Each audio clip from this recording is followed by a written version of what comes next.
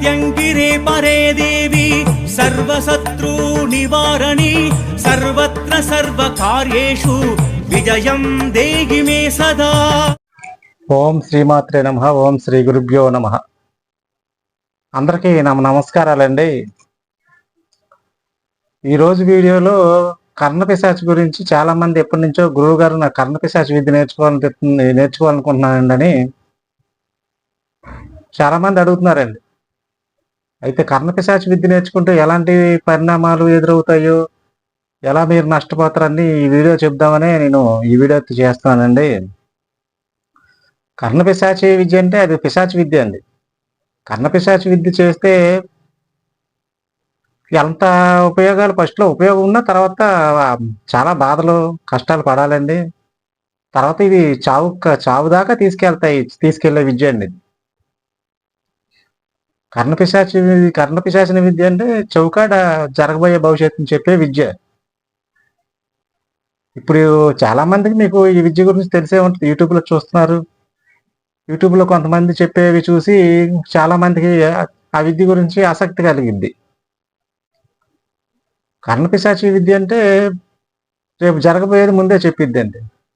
రేపు ఉదాహరణ చెప్పాలంటే రేపు పలానా క్రికెట్ మ్యాచ్లో పలానా జట్టు గెలిచిద్ది, లేకపోతే రేపు పలానా రాజకీయ పార్టీ ఆ పార్టీ గెలిచిద్ది, లేకపోతే పలానా మీరు ఏ వ్యక్తి గురించి అడిగినా ముందే మీరు అడగకముందే ఇవన్నీ చెప్పే విద్య అండి ఇది.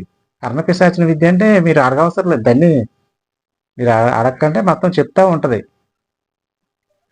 అయితే కర్ణపిశాచి విద్యకి పిప్పలాది మహర్షి ఆ మంత్రానికి ఋషి అండి. పూర్వం పిప్పలాది మహర్షి ఆ రోజుల్లోనే భూత భవిష్యత్ వర్తమానాలు చెప్పాడని శివపురాణంలో ఉందండి. అయితే ఇప్పుడు అవన్నీ చెప్పుకుంటే ఈ వీడియో చాలా పెద్ద అయిద్దండి. నేను ఏ వీడియో అయినా చాలా సింపుల్గా మీకు విసుగు చెంతకంట స్పీడ్గా చెప్పడానికి నేను చాలా వీడియోలో ప్రయత్నించాను. అయితే ఈ కర్ణపిశాచి విద్యని ఎలా చేస్తారంటే, పాడిపడిపోయిన బంగ్లాలు కానీ, లేదా శ్మశానం రుద్రభూమి కానీ, రావి చెట్టు లేదా రేగి చెట్టు, ఇలా ఈ ప్రదేశాలను ఎంచుకుంటారండి. తర్వాత గుడికి దూరంగా ఉండాలి. గుడికి చాలా దూరమైన ప్రదేశంలో చేసుకోవాలి ఇవి.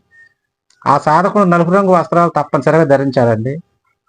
నలుపు రంగు వస్త్రాలు ధరించాలి. స్వయంగా ఆ సాధకుడే భోజనం అది వండుకోవాలి. తర్వాత ఆ కర్ణపిశాచినికి రోజు రక్తాన్నం మాంసంతో భోజనం పెట్టాలండి. బలులు ఇవ్వాలి. అలా 41 రోజుల పాటు సిద్ధి పొందొచ్చు, లేదంటే ఇంకా ఎక్కువ టైం పట్టొచ్చు. ఈ సాధన చేసే టైంలో చాలా నియమాలు ఉంటాయి.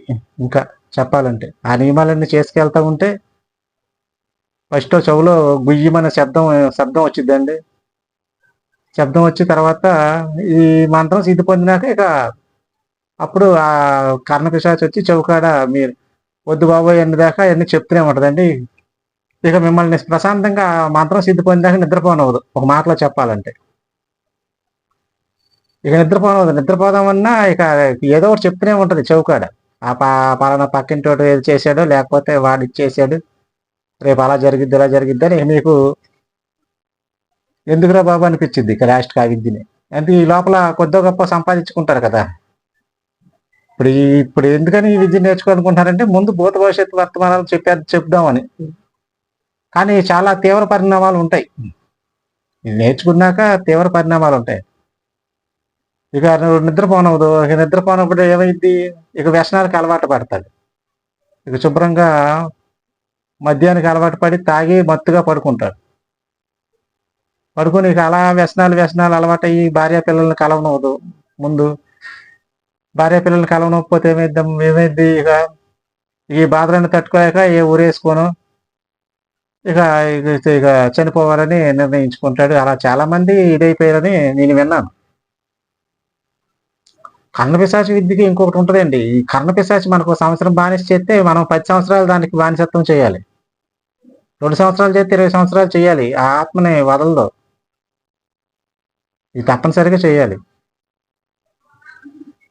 కర్ణపిశాచి విద్యలు నేర్చుకుని చాలా మంది ఇబ్బందులు పడ్డారు. కాకపోతే ఇప్పుడు అంత కఠినమైన సాధనలు చేసే వాళ్ళు ఎవరు వాళ్ళు ఉన్నా ఇటు జోలికి వెళ్ళమాకండి. యూట్యూబ్లో కొన్ని మంత్రాలు చూసి చేస్తారు. చేసినప్పుడు ఏమైందంటే లేనిపోయిన సమస్యలు ఎదురవుతాయి. ఏంటి ఇంట్లో భార్యాభర్తల గొడవలు కానీ, మనశ్శాంతి లేకపోవడం, దైవశక్తి దూరం అయిపోద్దండి. దైవాన్ని దూరం చేయమంటది. పూజలు గుళ్ళకు వెళ్ళడం ఈ విద్య నేర్చుకునేటప్పుడు దైవశక్తి కోల్పోయినప్పుడు ఏమైంది, ఇక నెగిటివ్ ఎనర్జీ ఫామ్ అయ్యి ఇక ఇంట్లో ఒక అంతా చికాకులు గొడవలు ఇవన్నీ మొదలవుతాయి. అందుకని దయచేసి నాకు ఎవరు ఫోన్ చేసి కర్ణపిశాచి విద్యలు చెప్పండి గురువు గారు, ఈ మంత్రాలు ఇవ్వండి అని అడగద్దండి. ఎందుకంటే లేనిపోయిన కష్టాలు తెచ్చుకోవడం ఎందుకు. మీకు ఏదైనా సమస్యలు ఉంటే చక్కగా నేను యూట్యూబ్లో ఇప్పుడు మీకు ఈ వీడియోలో చిన్న చిన్న మంత్రాలు చెప్తున్నాను, అవన్నీ చాలా అద్భుతంగా పనిచేస్తాయి. లేదా ఏ స్తోత్రాలు పారాయణాలు చేసుకోండి, దేవాలయాలు సందర్శించుకొని మీకున్న కష్టాలు పోతాయి. అలా చేసుకొని అంతేగాని కర్ణపిశాచి ఈ విద్యల జోలికి ఎవరో వెళ్ళొద్దని దయచేసి. వెళ్ళి మీరు కోరుండి కష్టాల్లో పడద్దు. అలాగే చాలామంది గురువు గారు ఇంట్లో నెగిటివ్ ఎనర్జీ ఉందండి మాకు, అది ఎలా పోద్దండి అని అడుగుతున్నారు. ఇది ఇంట్లో నెగిటివ్ ఎనర్జీ ఉందని మీరు ఎలా తెలుసుకోవాలని కూడా అడుగుతున్నారు. ఎలా తెలుసుకోవాలంటే ముందు ఇంట్లో నెగిటివ్ ఎనర్జీ ఉంటే అమ్మా మనశ్శాంతి ఉండదు. ఆ ఇంట్లో ప్రశాంతంగా కూర్చోలేరు. ఇల్లు అంటే ఏంటి, దేవాలయంతో సమానం. ఇంట్లో రాగానే మనశ్శాంతి ప్రశాంతం ఉండాలి. ఇంట్లో కూర్చుంటే దేవాలయంలో కూర్చున్నట్టు అంత ప్రశాంతంగా ఉండాలమ్మ. ఇంట్లో భార్యాభర్తలు తరచూ గొడవలు పడతారు, మనశ్శాంతి ఉండదు, ఇంట్లో ఉండబోద్దు, బయటకు వెళ్ళిపోవాలనిపించింది. అది ఇంట్లో నెగిటివ్ ఎనర్జీ ఉంటే సంకేతాలమ్మ, తెలిసిపోద్ది, ఊరిని తెలిసిపోద్ది. అప్పుడు ఏం చేయాలంటే, ఇది చాలా అద్భుతమైన తంతమ్మ. ఇది ఆదివారం కానీ, అమావాస్య కానీ, పౌర్ణం కానీ ఈ మూడిట్లో చేసుకోవచ్చు. ఒక తీపి గుమ్మడికాయని తెచ్చుకోవాలి, కూర గుమ్మడికాయని తెచ్చుకొని గుమ్మడికాయని ఇంట్లోకి తీసుకెళ్ళకూడదమ్మా, బయటే ఉంచాలి. ఇది మన పూర్వీకులకి కానీ చెప్పుకొచ్చిన మాటే. గుమ్మడికాయని ముక్కలు చేసి ఇంట్లోకి తీసుకెళ్ళాలి. ఇంట్లోకి తీసుకెళ్ళి గుమ్మడికాయని కోసినా అది బలిచ్చినట్టు అయింది, నెగిటివ్ ఎనర్జీ ఫామ్ అయింది.